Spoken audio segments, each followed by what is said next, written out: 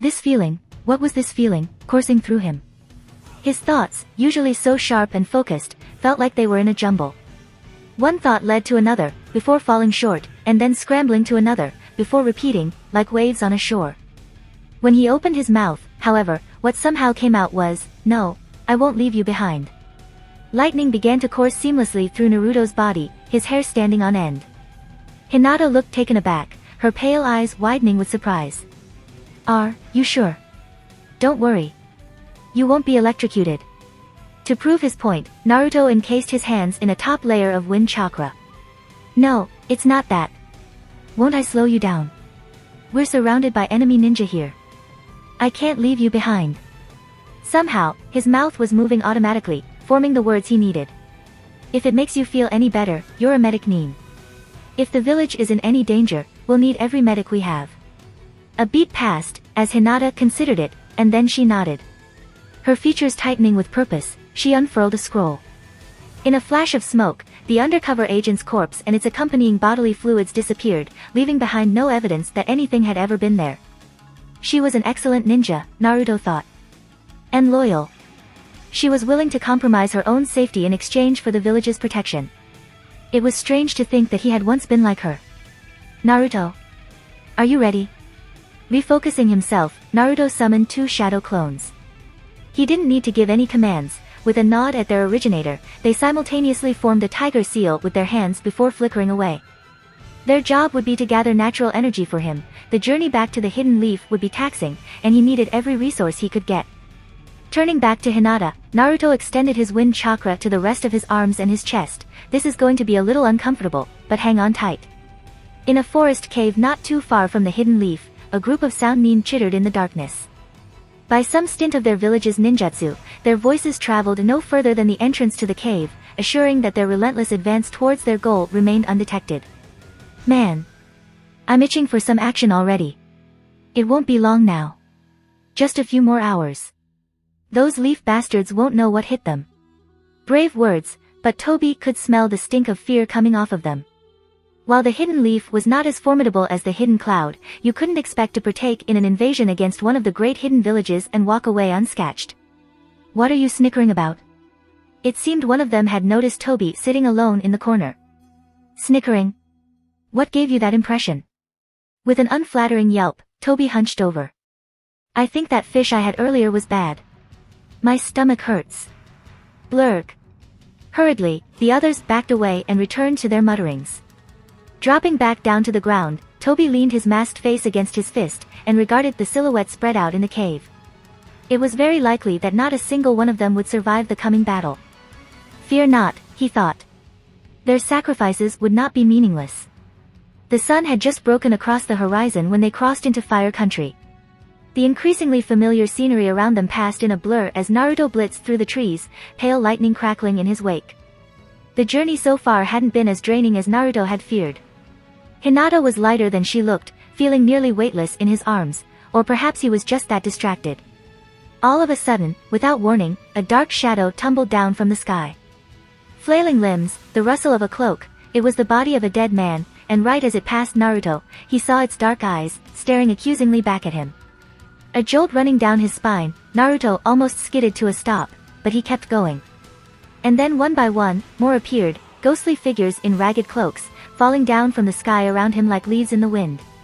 It was nonsensical, it wasn't real. However, while it almost felt like the times when Amakuro had played an illusionary trick on him, he knew that it wasn't a genjutsu. No, it was a memory, distorted, drawn up from the recesses of his mind. He hadn't thought of them in a very long time, his first kills. It had happened on his first mission involving bodyguard duty. He and his team had been escorting a silk merchant's caravan to Yugikure when bandits had attacked. Naruto had ended up killing all of them, even the one that had begged for his life. At the time, he had thought that was the only way to carry out his mission. He had steeled his heart and committed himself to his cause. And yet, following that, when the missing Nin Haiden had attacked Yugikure, he had thrown himself in front of a civilian boy during the middle of the fight. Naruto hadn't been able to explain it at the time, other than feeling a need to save the boy. As they fell, the ghostly bandits looked at him, their necks gleaming red and their dark eyes searing into his back as he swiftly passed them. Was it the same impulsive knee driving Naruto right now? Despite everything that had happened since then, the people he had encountered, the training and journeys he had undergone, had nothing about him changed at all. The throng of bodies milling about the stadium was a security detail's nightmare. As civilians and senior shinobi alike crowded through the gates, any attempt to herd the masses in an orderly fashion had long since dissipated. Rather, any effort to exert control would have been superfluous, for numerous members of the Leafs elite were scattered throughout the audience, their presence revealed not so subtly by their painted masks. After the village's prolonged hiatus from acting as host for the Chunin exams, it was a blatant show of power, an audacious greeting to quash any possible thoughts of betrayal from their so-called allies. The participating nations' kage overlooked the stage from the lofty apex of the stands, their shadowy figures distinguished only by the color of their hats. After an outwardly pleasant exchange of small talk, the three had fallen silent. No doubt, the real discussions would have to wait until they were behind closed doors. The third exam was about to begin. In one of the tunnels connecting the stadium to the outside, two shinobi walked side by side in seemingly companionable conversation. The hitayate on their persons signified their allegiance to the hidden rain, their privacy was secured by the watchful presence of two others from their village. What? Ajisai couldn't believe her ears. The jonin was still talking, but while his lips continued to move, Ajisai couldn't comprehend a single syllable. She couldn't have heard him correctly, and yet there was no other way to interpret his words. After the Chunin exams are over, Haku is to be given over to the hidden sound. The jonin had already moved on to another topic, namely that of the next set of orders from the Lady Angel. It was unfathomable for Ajisai to even dream of interrupting, when she clung on to every mention of their savior, and yet, this, she could not let pass. Wait, I'm sorry, she broke in. What do you mean he's to be given over? The jonin eyed her darkly, clearly irritated at being cut off. What are you even talking about? She stopped, her heart beginning to sink. Haku. What do you mean, give him over to the hidden sound?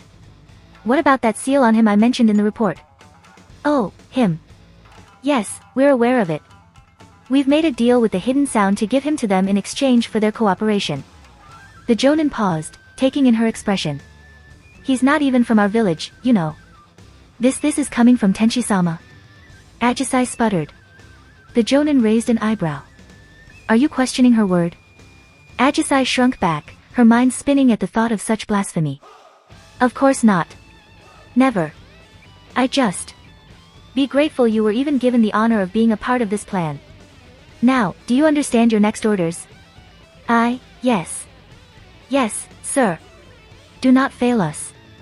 The Lady's salvation is almost at hand. And with that last warning, the jonin left, disappearing with the other two aim. Her heart thudding in her chest, Ajisai looked out at the audience still streaming into the stadium. Somewhere below the stadium, she knew that Haku was waiting for his upcoming fight. The seal shouldn't have been affecting him physically, and yet, he had been barely able to get out of the hospital bed that morning. Oh, Sueren, Ajisai quietly called out her fallen teammate's name. How could she have let things turn out this way? As team leader, she had utterly failed. The sun climbed higher in the sky as they drew closer to the hidden leaf, and Naruto could feel the burn of chakra exhaustion inching upon him.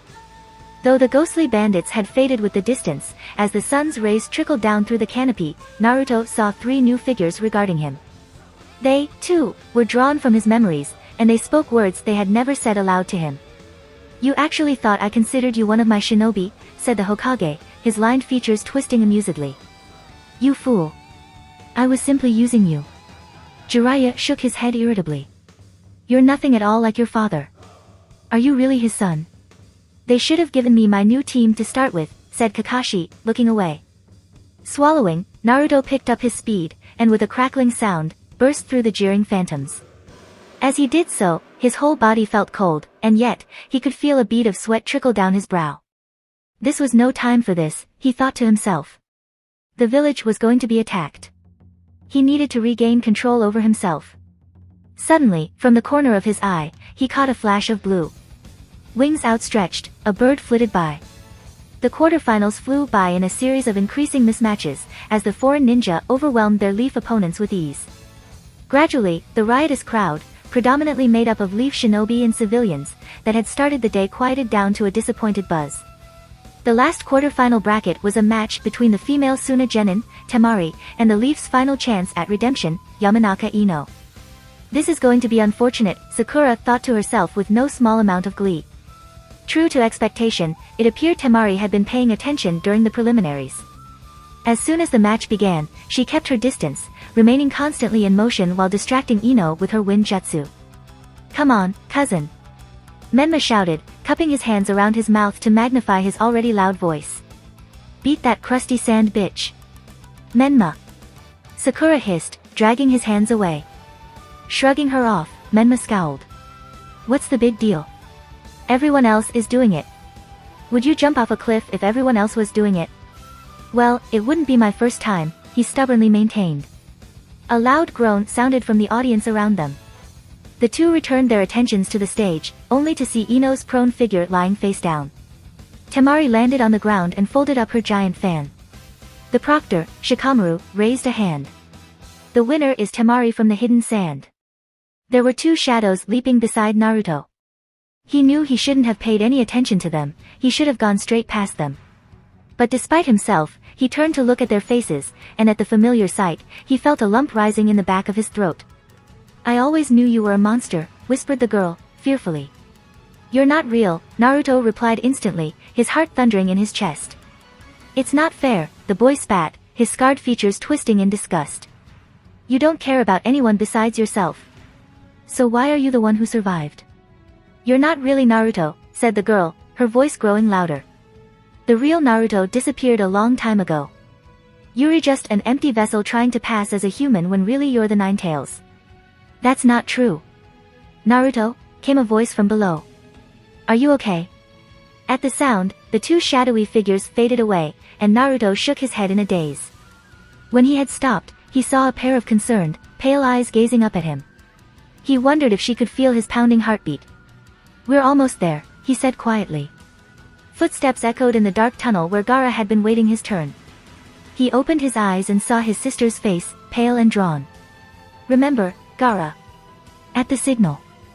Uncrossing his arms, he straightened up, and without a word, he brushed past his sister. As soon as Gaara had crossed into the open, sunlight struck his face, harsh and unforgiving, momentarily blinding him. Then, as the white spots faded from his vision, he found himself standing across from a girl with hair that burned like fire in the daylight. "Moving on to the semi-finals will be Karen from the hidden grass versus Gaara from the hidden sand," cried the proctor. He fixed Gaara with a sharp look, before snapping his hand up into the air. "Begin." The girl didn't waste any time, bursting into action with a quick series of hand seals that sent her plunging bodily into the ground. The audience began to murmur uneasily, no doubt waiting for Gaara to retaliate. He didn't move from his position, though he couldn't track her as well as he could have in the desert, there was no attack his sand couldn't protect him from. All he had to do was wait, and his prey would come to him on its own. Sure enough, before long, the ground at Gaara's feet suddenly exploded, a paper bomb planted below him, perhaps. It made no difference, as the sand that immediately rose up around him as a shield absorbed the heat of the sudden explosion. His arms still crossed across his chest, Gaara moved only the pupils of his eyes as he looked around for the girl. However, it seemed she had not revealed herself with the attack, choosing to bide her time underground. A wise decision, staying out of sight, he wasn't interested in fighting her. And if it had been anyone else besides him, perhaps it would have extended her life for just a few extra minutes. But time was of the essence, and it was running out, both for her and for himself. Mother is growing restless. Gaara watched as his chakra-infused sand began to trickle back to his gourd. The smell of old blood wafted into his face, and his nostrils flared. From the corner of his eye, he caught a sudden burst of movement from the audience. And then a dark shadow unfolded itself over Gaara. Temari stood on the rim of the stadium, her giant fan raised into the sky and blocking the sun. It was the signal they'd agreed upon. Without hesitation, Gaara formed the ram seal. Tanuki Nairi no Jutsu, feigning sleep technique. For the first time in a long while, the sweet and terrifying bliss of sleep descended forcefully upon him. He could feel mother roaring in delight, rising out of him. His eyes fluttered shut, and his last fleeting thought was a question. When he awoke, if he awoke, would the world have come to an end? Deep underground, the moment Gaara fell asleep, Karen sensed the shift in chakra, though she hadn't yet realized its ramifications. For a split second, the overbearing feral and bloodthirsty chakra seemed to recede, and Karen sensed the chakra lying underneath. It was cold, it was furious. But it was also tired and lonely, and in a way, it reminded her of Naruto's chakra. Then, it exploded. Pure, unadulterated hatred and wrath. Words couldn't describe the churning mammoth of chakra exploding above the ground. Immediately, Karen opened her eyes, but she could still feel the chakra. Her limbs went cold, and tears streamed down her cheeks. The sheer malevolence was so overwhelming, she found herself frozen, but the earth around her shook with a rumble, and Karen knew that if she didn't move, she would be buried alive. Give me strength, she prayed to the stars. Making a snake seal with her hands, Karen burrowed as far back as she could, molding apart the earth with her chakra, before shooting above ground. When she emerged, she found herself just outside of the stadium, and what met her was chaos. The first thing she noticed was the giant monster with seal markings all over its body crouched inside the stadium. It had a horrifically jagged maw and there was a strange roaring sound coming from it, and Karen realized, her stomach flip-flopping, that it was laughing. It had a single tail which came crashing down with an explosive sound, tearing through half of the entire stadium. A cloud of thick dust swept through the air, and giant slabs of shattered rock crashed into the ground. With that single sound, the world became unmuted, and Karen realized people were screaming. The civilians who had survived were struggling to escape the stadium, but there were foreign ninja, suddenly descending upon the chaos, and they slaughtered anyone in their paths. The Leaf Nine, after an initial scramble to overcome their shock, seemed to have rallied together. They must have somehow been prepared for the possibility of such an onslaught. As Karen watched, several masked ANBU ripped through a mixed gang of Suna and Aim Nin, body parts and blood splattering the broken concrete. Karen. To her horror, a bloody figure was dragging himself to her. His stomach had been cut open, and he was struggling to contain his slippery guts from spilling out. While it was difficult to make out his features through the blood and dirt coating his face, the body could only belong to one person, Burami, her teammate. Karen. Your arm, he howled, tears and mucus streaming down his face. Heal me. Desperately, he reached out for her.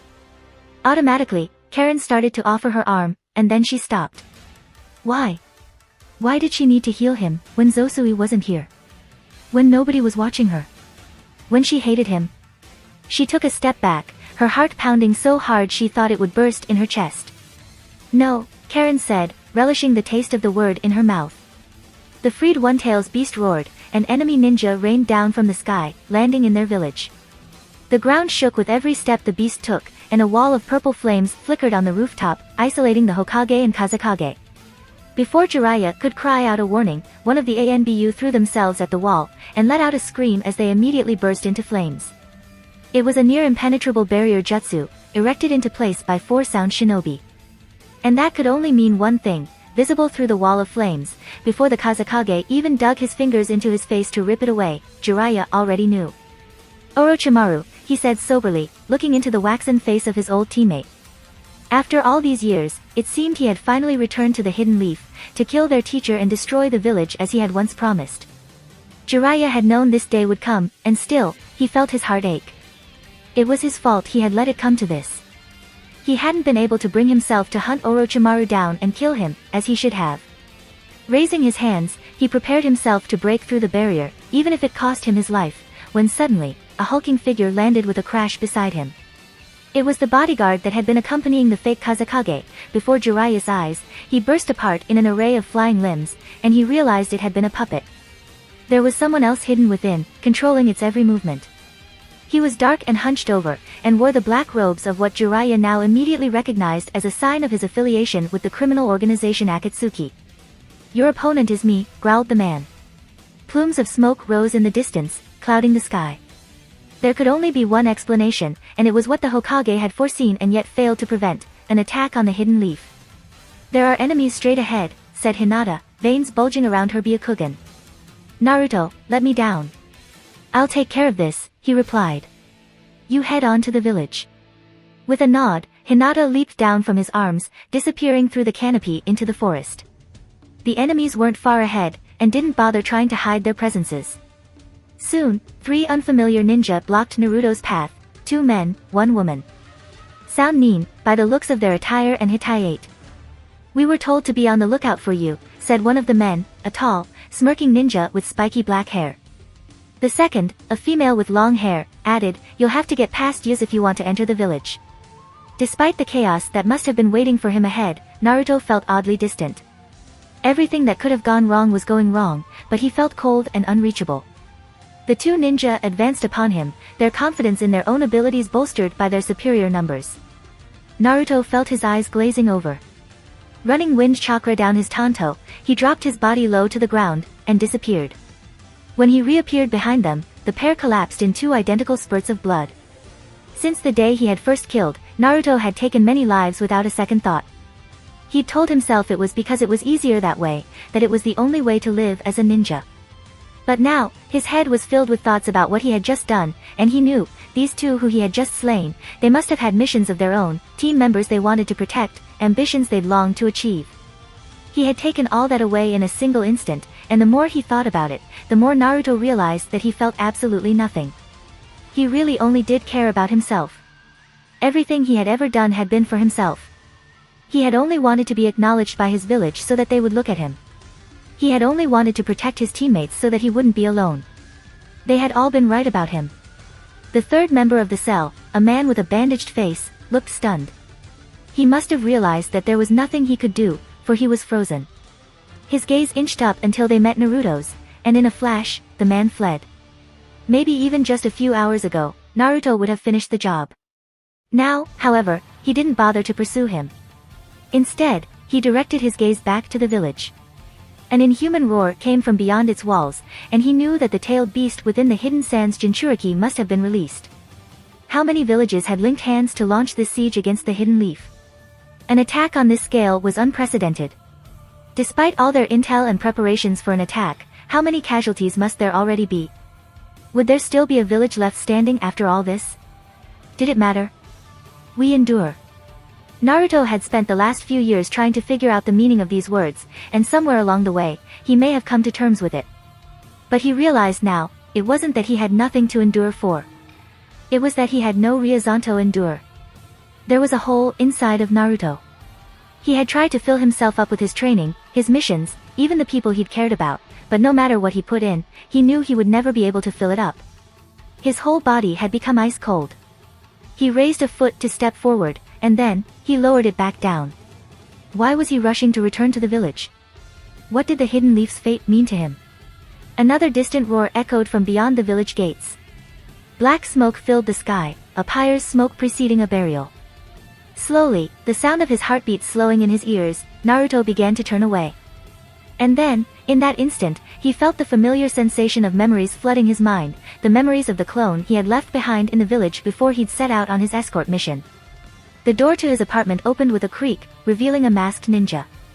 Naruto. Kakashi seemed surprised to see him. Why are you still here? Weren't you sent out on a mission? A pause. Oh, you're a clone, aren't you? You'd think you'd have learned by now, said Naruto's clone. What are you sneaking into my apartment for again? With a flourish, Kakashi pulled a book out from his breast pocket. I'm just here to return this. I'm done with the read. Has Jiraiya-sama told you when the next will be coming out?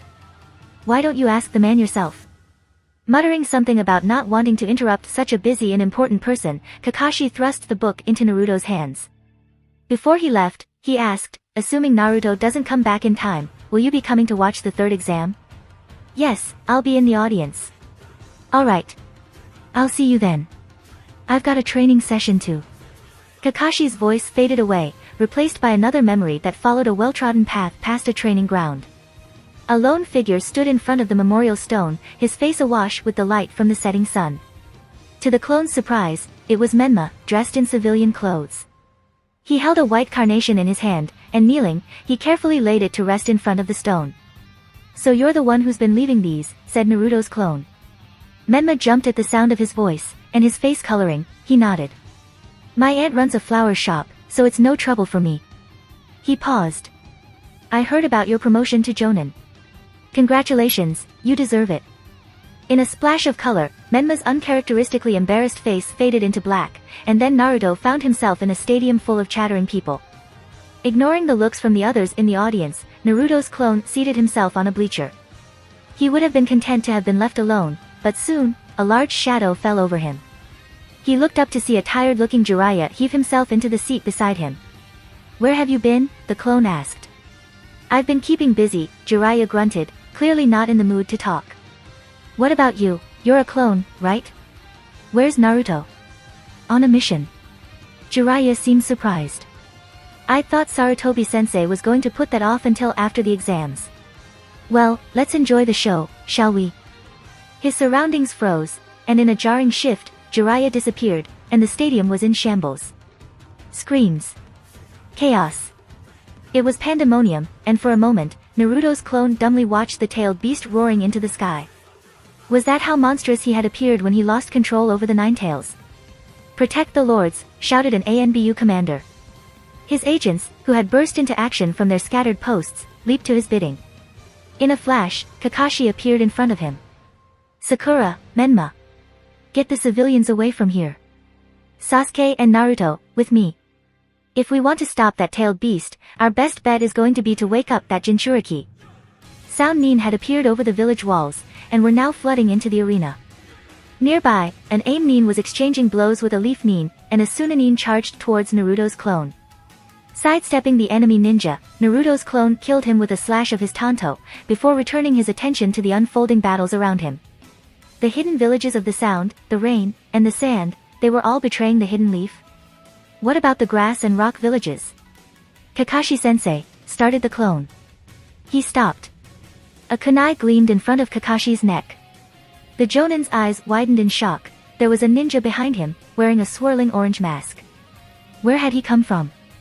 I'll be taking this back, said the masked ninja, pulling up Kakashi's Hitai-8, and then in a single motion, he ripped the Jonin's left eye out. Kakashi let out an anguished cry as blood streamed down the side of his face. Shoving the Jonin away, the masked ninja turned towards Naruto's clone. Now, is this the Jinchuriki, or is this one of those infamous shadow clones? He raised another kunai. Only one way to find out. The tailed beast roared, thrashing its tail and shattering another section of the stadium. Down on the shaking ground, his face contorted in pain, Kakashi gritted out, Naruto, run. Naruto's clone raised his tanto to defend himself, but in the blink of an eye, the masked ninja disappeared, and before he could react, he could feel the cold certainty of steel bite into his neck. Naruto opened his eyes. For a moment, he didn't move. He stood stock still, breathing. Inhale. Exhale. You're empty, remember? He reminded himself. Lightning sparked. Blood was rushing to his head, his face felt hot. Naruto felt the earth below him crack as his heels dug into the ground. And then, he was moving. Faster than he had ever moved before, he raced towards the smoking village. The jumble of confused thoughts had all faded away. Naruto moved now at the bidding of a single thought, a single purpose. Kakashi-sensei. Panting, a woman with long blonde hair raced through the dark tunnels below the hidden cloud village. The water running through the tunnels was murky and stank of sewage. It was not a place she would have liked to venture into, but her current circumstances had given her little choice in the matter. Her name was Ni Yujito, and she was one of the hidden cloud's 2 Jinchuriki. Above ground, an explosion rocked the surface. Her face paling, Yujito nevertheless pressed onwards, eyes strained for the slightest movement in the dim light. And there, ever so slightly, something had just moved. Steeling herself, she dropped to all fours. Show yourself. Plip. A droplet of water dripped from the ceiling to the wet floors. A gray-skinned man wielding a bandaged sword revealed himself, stepping out from the shadows. I must say, you are quite the slippery one, Two Tails. I was just about to flood the entirety of your village to find you. Eyes narrowing, Yujito took in his appearance. His face alone was distinctive, with markings like a shark, but the cloak was an immediate giveaway as to his identity. The Raikage had warned her that they would be coming for her eventually. She knew he was not an opponent to take lightly. You cannot defeat me. Her voice ended in a roar, bright blue flames erupting along Yujito's form in the shape of a feline beast. While it was a sight that would have shaken the heart of any ordinary man, he was anything but. Reaching up to grip the hilt of his sword, the man grinned, revealing a mouthful of sharp teeth. You aren't the first to tell me that. Nor, I suspect, will you be the last. Another distant explosion sounded. Dust fell from the ceiling. The man's sword began to quiver in excitement, and he gave it a quizzical look. Footsteps sounded in the dark, and a dark-skinned man wearing sunglasses emerged. You say some arrogant things, shark face, but I'll soon be putting you in your place. The man frowned. You must be the 8 Tails. I had hoped you would be kept busy while I took care of this matter. The yellow pupils of Yujito's beast form veered in alarm towards the newcomer. Killer Bee, what about the village and Reikage-sama? Brothers got it covered and told me to find you. We'll take this one down together, and get the other one too, yeah. After a moment's hesitation, Yujito smiled jaggedly. If we both survive this, I'll have to treat you to dinner. One moment, Naruto was in the forest surrounding the village, the next, he was beyond its walls, racing between familiar rooftops. The battle that his clone had witnessed in the stadium had spilled out, extending towards the civilian sectors of the village. Bodies, both local and foreign, were scattered out on the streets, engaged in ongoing skirmishes. To them, it must have been a battle to the death. To Naruto, however, the entire world was moving in slow motion. While he must have used his lightning chakra to speed up his nervous system countless times, this time, something was different. Whereas Naruto had always focused his chakra inside his own body, the immense amount of chakra he'd just processed had spilled out of its container, surging into his surroundings. Now, it was as though the world had become an extension of himself. He could sense every single body within his visible perimeter, and track every slightest movement. It was not unlike what he experienced in his imperfect sage mode, but instead of sensing natural energy, he was sensing the electrical impulses in every living thing. A giant sand-colored beast rose out from the stadium, the one-tail. Naruto knew its Jinchuriki, Gaara, had to be somewhere inside it, allowing the beast to run berserk. However, that was something he would have to deal with later. Though only a few seconds had passed since Naruto's clone had dispersed, anything could have happened. Kakashi-sensei. Ever since Naruto had graduated from the academy and joined his team, the Jonin had been his teacher and ally. Naruto's Kenjutsu, his lightning chakra, they were both things that Kakashi had taught him. Despite all this, or perhaps because of it, it seemed that somewhere along the way, he had come to think of Kakashi as someone who would always be around to eat ramen with him. Now, it was painfully apparent that that wasn't the case. Naruto had traveled the world in search of answers, and come out of it empty-handed. But maybe, he thought, he'd been overthinking the whole thing. Maybe, it was something much simpler. Dark blood poured out of a hole in Kakashi's face. The Jonin's face twisted in agony and he staggered once, twice, before dropping to the ground. Kakashi-sensei, cried Sakura, leaping forward. Frozen, Sasuke's eyes fixed on the spot where the masked ninja had been standing. All he could think about was how he hadn't been able to follow his movements at all. All of his training until now, what had been the point? He was as helpless as he had been on that night. So it was a clone, as I suspected, said the masked man's amused voice. Well, no matter, he'll be here soon enough. From beside Sasuke, Menma brought his hands together. Ninpo, Shinranshin no Jutsu, mind destruction technique. To Sasuke's surprise, the masked man stiffened, and he realized to his astonishment that his teammate's jutsu had worked. Menma turned to him, his expression irate. What are you doing, Sasuke? Get him. Shit. Sasuke pushed himself to action, drawing a pair of kunai from his holster and shooting towards the masked ninja. But it was too late, Menma's face contorted. I can't. He broke off as the masked man abruptly moved, freed from the effects of the jutsu. Without slowing, Sasuke twisted his body to match the masked man's trajectory, and plunged his kunai towards him. They sunk into his chest, and then kept going, as though moving through empty air. That won't do, said the masked man. A shrill sound rang in the air behind Sasuke. His Sharingan activated, and in the same instant, he ducked just in time to see another kunai slice through the air. Only, it hadn't been meant for him. Sasuke's gaze veered to his teammate. Menma's eyes were widening, his lips parting. Sasuke opened his mouth to shout, but there was no point. It was too late. Clang! A brilliant shade of red flashed, a split instant later, something low crackled. Suddenly, there was someone standing there, his tanto drawn to counter the kunai. It was Naruto. His face was blank, as per usual, but Sasuke had never seen Naruto like this before, his form awash in a surge of lightning chakra, his eyes blazed with a foreign emotion, and Sasuke found himself flashing back to their conversation the previous week. What you found out there, was it worth it, leaving behind everything? Can you stand up, sensei? Asked Naruto, in a deceivingly calm tone. I'm fine, it's just a scratch, Kakashi gritted out, grimacing as Sakura tore off part of her apron skirt and wrapped it around his face. The masked man drew back his kunai and flipped back, putting distance between himself and Naruto. It's good of you to join us, Naruto. I've been wanting to meet you for quite a long time. While it was impossible to tell what the masked man was thinking, if Sasuke had to venture a guess, he would have described him as gleeful. Naruto didn't respond.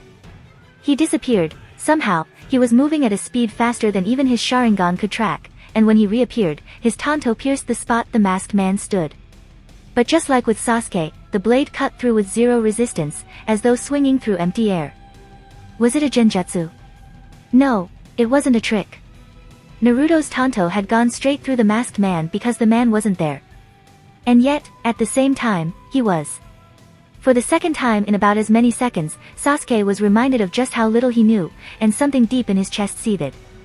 "You three helped the others stave off the tailed beast," said Naruto, seemingly unfazed. "I'll handle this one." The situation was grim. A tailed beast was on the loose in the middle of the village, and numerous enemy ninja were engaged in battle with Leaf Nin. But still, I made it in time. Naruto's speed had not failed him. Kakashi was still alive, and Team Kakashi remained intact. Unfortunately, the glow of relief was short-lived, as Naruto took in the sight of the masked ninja in front of him. Though his face was covered by a swirling orange mask, his black and red robes could mean only one thing. Akatsuki. The Hokage had been right about their presence. They were the organization that had given them so much trouble in Wave Country a few years back. They were the ones who were hunting down Jinchuriki, and by extension, Naruto himself, and they had been the ones to kill his teammates. Now, they had almost killed Kakashi. The heat in his face dissipating, Naruto drew his Tanto from its sheath. It was not out of anger or a desire for vengeance. The chaos of emotions had settled down, the storm subsiding somewhere along the way. The world had ceased to move around Naruto, and he drew his blade because he understood with stark clarity that if he wanted to save Kakashi, if he, himself, wanted to live, the shinobi before him needed to die. But, something was strange about the man. Over the years, Naruto had encountered many powerful shinobi. He had traded blows with other members of the Akatsuki, who were all at minimum S rank missing Nin. He had studied under Kakashi of the Sharingan, stood in the shadow of the god of shinobi, and traveled the world with a Sannin, the Toad Sage. Naruto knew how it felt to stand in front of a ninja so overwhelmingly powerful, he could only hope to outrun them. Naruto felt none of that from the masked man in front of him. In fact, he felt very little, if anything, from him at all. He was a man with a presence so faint, if he hadn't been holding Kakashi's bloody eyeball in one hand, Naruto wouldn't have spared him a second glance. And yet, Naruto couldn't kill him. His lightning chakra surged through him as he swung his Tanto at top speed, but no matter how often his blade appeared to pierce the man, Naruto could sense him constantly disappearing and appearing. While it must have been some type of powerful warping ninjutsu, Naruto had never seen anything like it. And as the masked man continued to evade his blade, Naruto could feel the adrenaline rush starting to wear off. The burn of chakra exhaustion was creeping up on his limbs, time was running out. "A man of few words, I see," said the masked man, as Naruto's Tanto drove straight through his head. "But I only want to talk with you." "So you got that eye from Kakashi-sensei by talking to him, did you?" Sakura snapped from behind Naruto. It was curious how the masked man had yet to go on the offensive. Though Naruto's onslaught left little room for a counterattack, given the masked man's flippant tone, he did not seem like someone on the verge of being overpowered. He shouldn't have been able to, but it was starting to seem that if the man so wished, he could turn the tables on Naruto. And yet, he didn't. Finally, Naruto lowered his Tanto. "What do you want?" The masked man landed nimbly on his feet.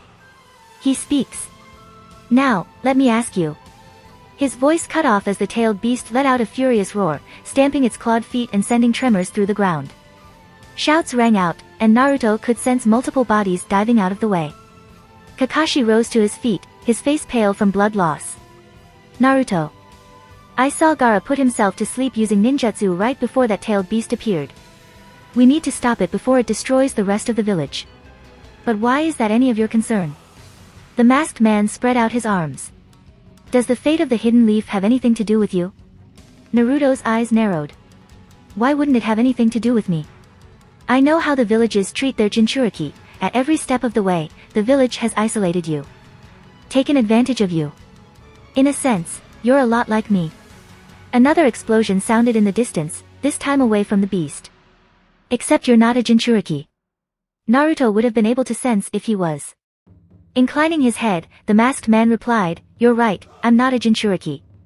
But I do know one thing. That hole inside of you, nothing in this world will ever fill it." Naruto stopped. His breath slowed, and for an instant, he thought he could see ghostly figures falling from the sky. "Who are you?" The masked man looked up at the tailed beast and then back down at Naruto. Something glinted in the mask's lone hole. Someone who's going to change this world. To Tobi, it was almost disconcerting how closely the boy resembled the fourth Hokage. He had known for years that except for his coloring, which took after his mother, Naruto's father had strongly influenced him. Now that they were finally face to face, however, he could appreciate for himself the fourth Hokage's last legacy. Appearance-wise, they could have been doppelgangers, and though Naruto did not appear to have been formally taught Fuinjutsu in any appreciable form, he seemed to rely heavily on his speed for his offensive, a tactic that echoed the fourth Hokage's own battle strategy. Still, there were notable differences. The fourth Hokage had been beloved from his childhood, a rising star by his teenage years, and a hero by the time of his death. In Tobi's own youth, the fourth had been a walking legend.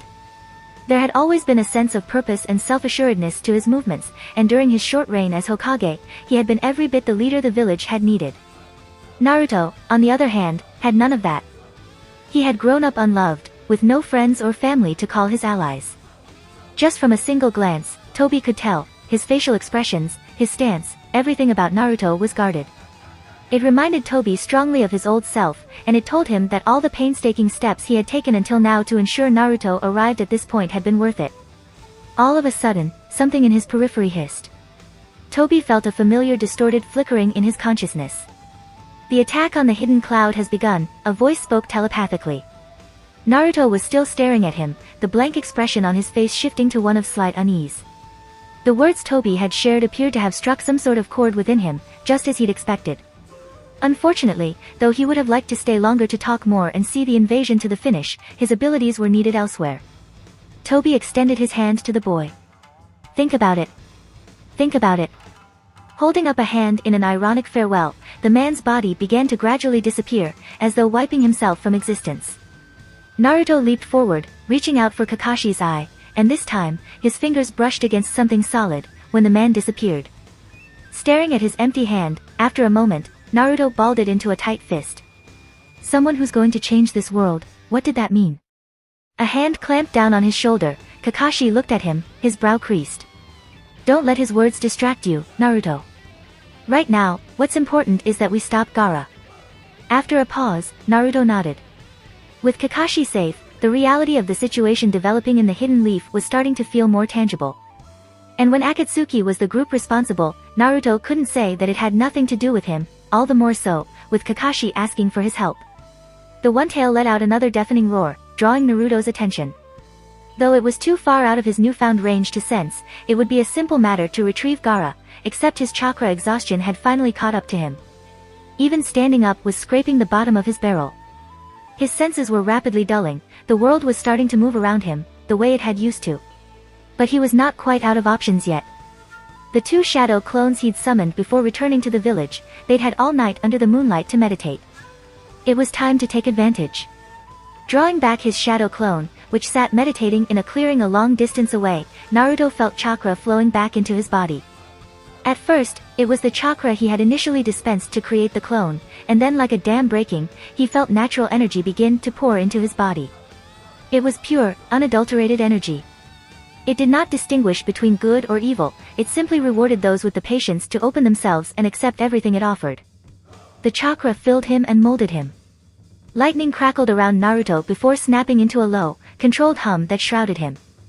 Naruto felt his senses return, magnified to even greater heights than before. The balance of his own energy and natural energy was nearly perfect. The only thing still in his way was the Nine-Tails' interference, but the slight hitch was still enough to throw it out of balance. Naruto felt the energy start to lap and influence his body. As his hair rapidly grew and his fingers and toes sharpened into claws, a quick sweep of the battlefield told Naruto everything he needed to know. Gaara was buried in the sandy head of the One-Tail. Jiraiya was fighting a bizarre and monstrous chakra signature that seemed to be operating from inside a puppet. The Hokage was trapped inside a barrier and engaged in battle with an equally monstrous chakra signature. Most of the other Jonin were fighting off teams of enemy shinobi. Sasuke and his teammates were doing a surprisingly good job at keeping the One-Tail occupied while also fending off a squad of sand shinobi. Kakashi was on his way to join them, but when he was suddenly missing half his depth perception, Naruto doubted the Jonin would be able to do much. Naruto took a tentative step forward, and then began to move. The world moved in slow motion as he raced past Kakashi, past Sasuke's teammates. Running up the walls of the stadium, he leaped onto the One Tail. Its yellow pupils grew bigger as he drew close, and then he was standing right above where he could sense the unconscious Gaara. Just as the One Tail's pupils began to flicker towards Naruto, he ran wind chakra down his tanto and plunged the blade into its sandy head. It let out a roar that blasted his ears and threatened to blow him off, but ignoring it, he wedged the blade back to reveal a head of red hair. It was Gaara, slumbering in a ninjutsu-induced sleep, allowing the beast within to wreak havoc. It would have been simple enough to kill him. Naruto was confident a point-blank Rasengan combined with his speed would do the job. He thought his old self might have gone ahead and done it, heedless of questions, thinking only of what needed to be done. But now, Naruto found himself hesitating. Why? What was different from before, when he'd taken the lives of the Sound Nin with ease? And then it struck him. It was because Naruto had seen this scene before. He had seen it in himself back when he had been reeling from the deaths of his teammates, and given himself over to the Nine Tails. At the time, Kakashi had called out to him and brought him out. Gaara, on the other hand, seemed to have no one to call his name. He was surrounded by enemies. But why? What circumstances had brought Gaara to this moment? What was the difference between them? Was it just that they had been born in different villages? If Naruto had been born the Jinchuriki of the One Tail, would that have been him, buried in the head of a sand monster? In a sense, you're a lot like me.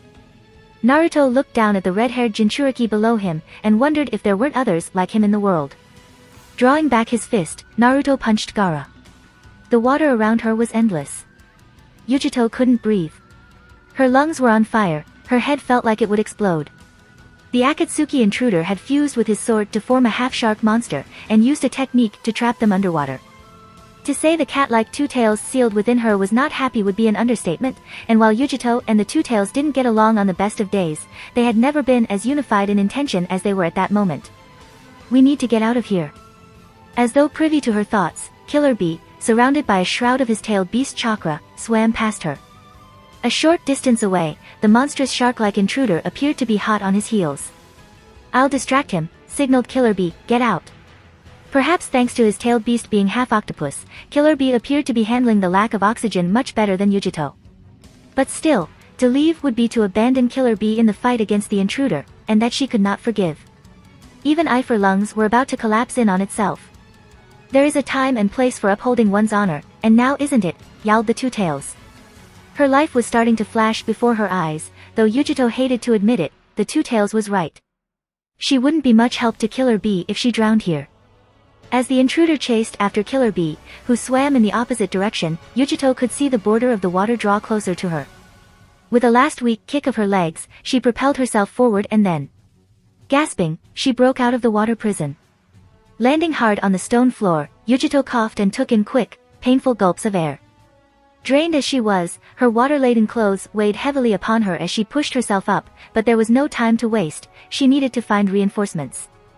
Yujito had lost track of time in the fight against the shark intruder, but surely the Raikage and the Clouds Anbu would have taken care of the other intruders by now, the ones causing the explosions above ground. Out of everyone, the Raikage would know what to do. And no matter how powerful the intruder, together with Killer Bee, the pair would be unstoppable. Several sections of the sewers had collapsed in on themselves, and it was with great relief that Yujito finally saw light peeking down through the exit path. Pushing herself to the limit, she sped up, bursting into the open. The sight that awaited her caused her heart to stop. It was not sunlight, but fire, that lit the path. Flickering flames at her feet led to a blazing inferno sweeping through the hidden cloud. The stone structures that had supported their village were now mere chunks of rock, crumbling before her very eyes. The air was thick with smog, and Yujito had to cover her nose and mouth as she made her way to the center of the village. As she drew closer, she caught sight of a giant white bird-like beast in the air. Each flap of its wings caused a ripple in the fire around it. And then there, she could make it out. The dark, hulking figure of the Raikage standing on a platform. But he wasn't alone. There were two figures by him, dressed in the Akatsuki cloaks of black and red. And yet, the Raikage wasn't attacking them. Instead, he was standing very still, while the two beside him conversed. Yujito, who'd been about to jump to the Raikage's side, hesitated. What was going on? Why wasn't he attacking them? Yujito. The voice calling her name came from a charred body lying on the ground that she'd assumed to be dead. The body lifted itself up, and Yujito found herself looking into a familiar face with shaggy white hair. Her stomach plummeted and Yujito dropped to her knees. Darui. She reached out for him, but he shook his head. Get out of here. What happened to the village? And Reikage-sama? They took us by surprise, and bombed the village, then they got to the boss. Darui grimaced. Sorry. I couldn't protect. His voice trailed off. His eyes fluttered shut. Temari wasn't exactly sure what had happened. She and Baki had been struggling to hold their position against the Leaf Shinobi and protect the monster, when something red streaked by. A moment later, the monster let out the most awful, ear-splitting screech she had ever heard in her life. Then, the ground shook one last time, and the monster imploded. Chunks of matted sand began to fall down from the sky. Abandoning her giant fan, Temari dove out of the way to avoid being buried alive. When she got back up, there was suddenly a ninja standing in their midst. He was a feral-looking leaf nin, and he was carrying Gaara's limp body. Temari's eyes widened in horror. Was her brother dead? Gaara.